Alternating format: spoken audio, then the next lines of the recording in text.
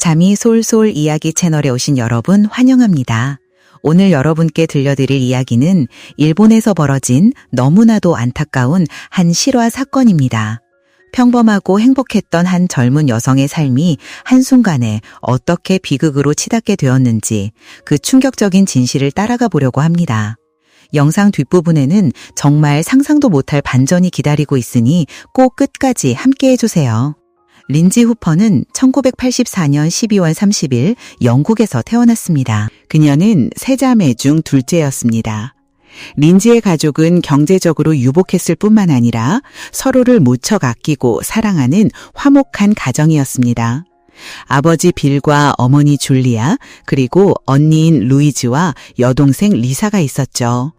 어릴 적부터 린지는 착하고 성실하며 다른 사람을 돕기 좋아하는 따뜻한 마음씨를 가진 소녀였습니다. 2006년에는 리즈 대학교에서 생물학을 전공하고 수석으로 졸업하는 영예를 안았습니다. 린지의 앞날은 그야말로 밝고 희망으로 가득 차 있었습니다. 자유로운 영혼의 소유자였던 린지는 안정적인 삶을 시작하고 가정을 꾸리기 전에 젊은 시절 몇 년 동안은 세계 여러 나라를 여행하며 다양한 경험을 쌓고 싶어 했습니다. 그래서 대학 졸업 후 그녀는 일본에서 영어를 가르치기로 결심했죠. 그녀의 남자친구였던 라이언 고다드 역시 1년 뒤에 일본으로 건너갈 계획이었습니다. 린지는 일본 최대 사립학교 중 하나인 도쿄의 ECC 어학원에 쉽게 취직했습니다. 그녀는 새로운 삶에 아주 빠르게 적응하는 것처럼 보였습니다. 학교 동료 교사인 2명의 여성 친구와 함께 아파트를 얻어 생활했죠. 린지는 매일 자전거를 타고 지하철역까지 간 다음 그곳에서 지하철을 타고 학교에 통학했습니다. 영국에 있는 가족들과도 자주 연락하며 일본의 생활과 사람들에 대해 매일같이 찍은 사진들을 공유했습니다. 린지는 이곳에서의 새로운 삶에 매우 행복해하고 만족스러워하는 것이 분명했습니다. 하지만 린지의 이 행복은 그리 오래가지 못했습니다. 2007년 3월 25일 아침, 린지는 룸메이트들에게 인사를 하고 책가방과 수업 자료를 챙겨 집을 나섰습니다. 하지만 그녀는 다시는 돌아오지 못했습니다. 3월 26일 오후 린지의 부모님은 학교 직원으로부터 린지가 이틀 연속 결근했다는 전화를 받게 됩니다.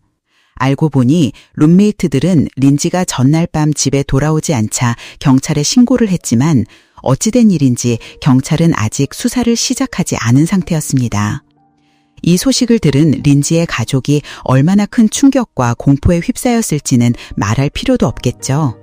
린지의 아버지는 서둘러 가장 빠른 도쿄행 비행기표를 예매했고 린지의 남자친구인 라이언에게 연락을 했습니다. 소식을 들은 라이언은 순간 숨이 멎는 듯했고 엿새 전 린지가 자신에게 했던 이야기를 즉시 떠올렸습니다. 때는 2007년 3월 20일 린지가 지하철을 타고 집으로 돌아가던 중 낯선 남자가 그녀에게 접근했습니다. 그는 자신을 린지의 학생이라고 소개했지만 린지는 자신의 학생들 얼굴을 똑똑히 기억하고 있었고 이 남자가 학생이 아니라는 것을 확실히 알고 있었습니다. 그럼에도 불구하고 린지는 예의 바르게 인사를 하고는 다른 곳을 쳐다보았습니다. 왠지 모르게 그 남자는 그녀를 불편하게 만들었습니다. 린지는 역에 내려 평소처럼 자전거를 타고 집으로 향했습니다. 그런데 집에 거의 다다랐을 때 그녀는 무심코 뒤를 돌아보다가 그 남자가 바로 자기 뒤에 있다는 것을 깨달았습니다. 그 남자는 린지를 따라서 집까지 뛰어온 것이었습니다. 남자는 가까이 다가와서는 곧 유학을 갈 예정이라 영어를 더 배우고 싶다고 말했습니다. 그는 린지에게 개인 과외를 몇 번 해줄 수 있는지 물었습니다. 린지는 마음속으로 약간의 공포를 느꼈지만 애써 침착함을 유지하려 했습니다. 어쩌면 자신이 너무 과민 반응하는 것일지도 그는 그저 영어를 배우고 싶은 학생일 뿐일지도 모른다고 생각했습니다. 그때 두 사람은 이미 린지의 아파트 앞에 도착해 있었습니다. 남자는 목이 너무 마르다며 집에 들어가서 물 한 잔만 얻어 마시면서 수업 일정에 대해 이야기할 수 있겠냐고 물었습니다. 린지는 조금 망설였지만 집에 2명의 룸메이트가 있다는 것을 알고 있었기에 그를 안으로 들였습니다. 남자는 린지의 룸메이트들과 가볍게 인사를 나눈 후 거실에서 린지와 마주 앉아 이야기를 나누었습니다. 린지는 한 카페에서 그에게 영어를 가르쳐 주기로 동의했습니다. 그녀는 속으로 생각했습니다. 사람이 많은 곳인데 무슨 일이 있겠어. 대화를 나누는 동안 남자는 린지의 얼굴을 스케치해서 그림 위에 자신의 이름과 전화번호, 이메일 주소를 적어주었습니다. 그 남자의 이름은 이치하시 타치야였습니다. 린지와 이치하시의 첫 수업은 2007년 3월 25일 기차역 근처의 한 카페에서 잡혔습니다. 바로 전날 린지는 영국에 있는 남자친구에게 자신을 따라온 남자에 대해 너무 걱정하지 말라는 메시지를 보냈습니다. 그는 그냥 좀 이상한 사람일 뿐이고 어차피 카페에서 만날 거니 괜찮을 거라고 말이죠. 하지만 그것은 린지의 끔찍한 착각이었습니다. 경찰은 정보를 입수하고 카페의 CCTV를 확인했고 린지가 이치하시와 함께 카페로 들어가는 모습을 쉽게 발견할 수 있었습니다. 영상 속 린지는 불안하고 어색해 보였고 계속해서 자신의 머리카락을 만지고 있었습니다. 두 사람은 약 50분 동안 수업을 했습니다. 그 후 이치하 씨는 무언가를 찾지 못하는 듯 가방을 계속 뒤지는 모습이 포착되었습니다. 오전 10시경 린지는 이치하 씨와 함께 있는 것을 마지막으로 모습을 감췄습니다. 3월 26일 저녁 8시 9명의 경찰관이 이치하 씨의 아파트를 찾아갔습니다.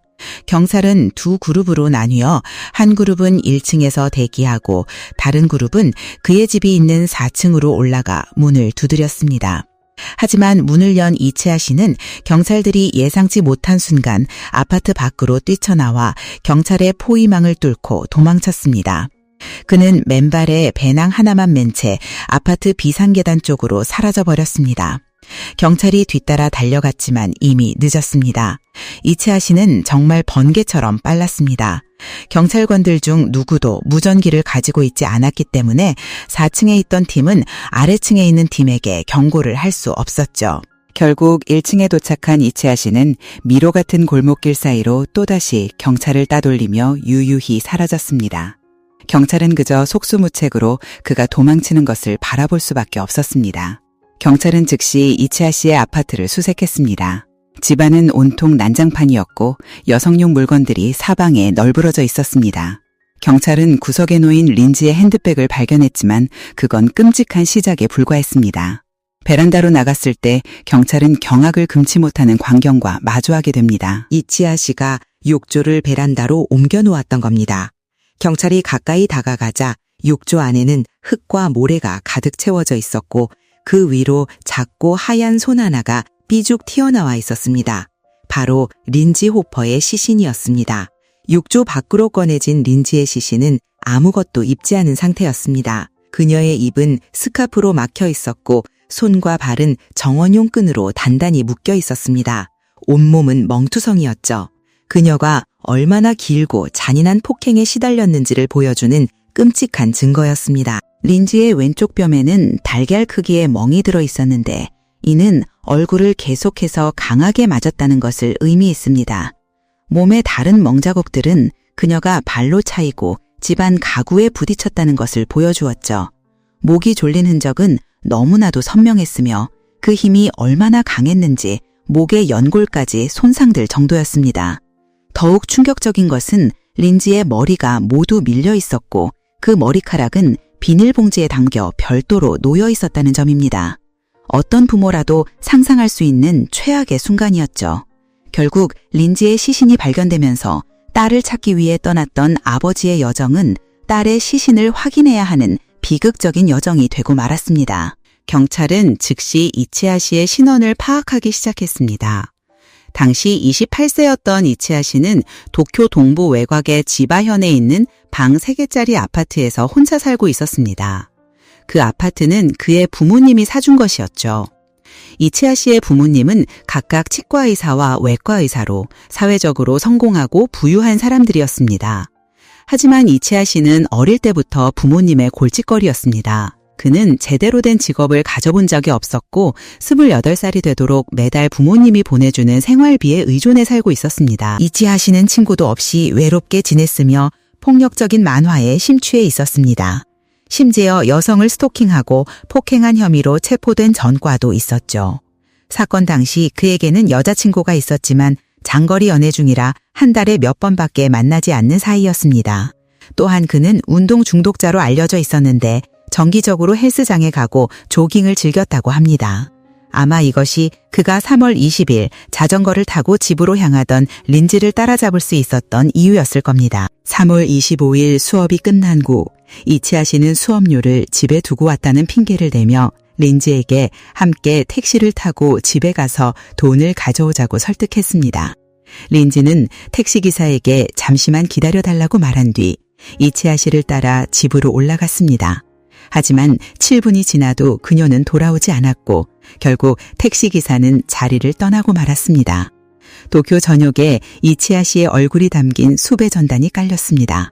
이 끔찍한 사건은 국내외 모든 뉴스 채널을 통해 방송되었죠.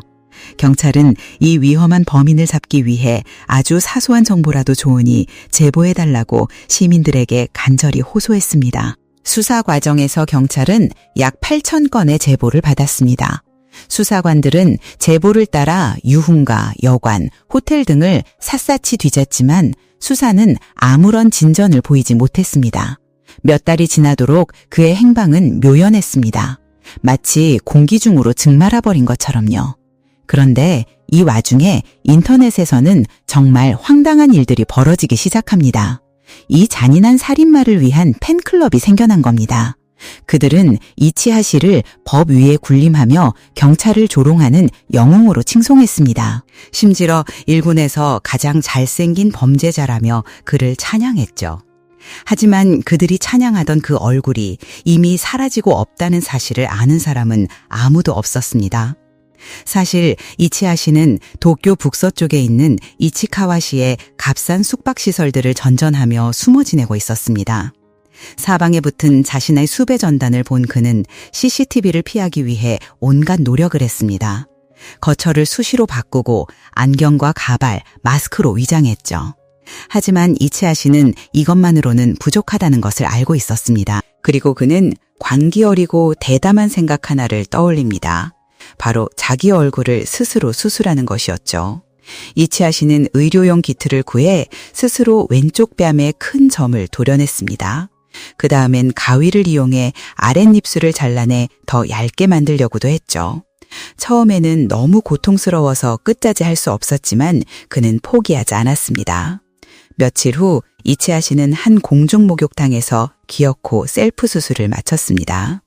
그는 바늘과 실로 코를 꿰매 더 좁아 보이게 만들려고도 했지만 코 수술은 입술을 자르는 것만큼 쉽지 않았습니다. 이 순간 그는 다른 계획을 세워야만 했습니다.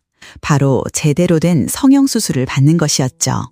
하지만 그러기 위해선 돈이 필요했습니다.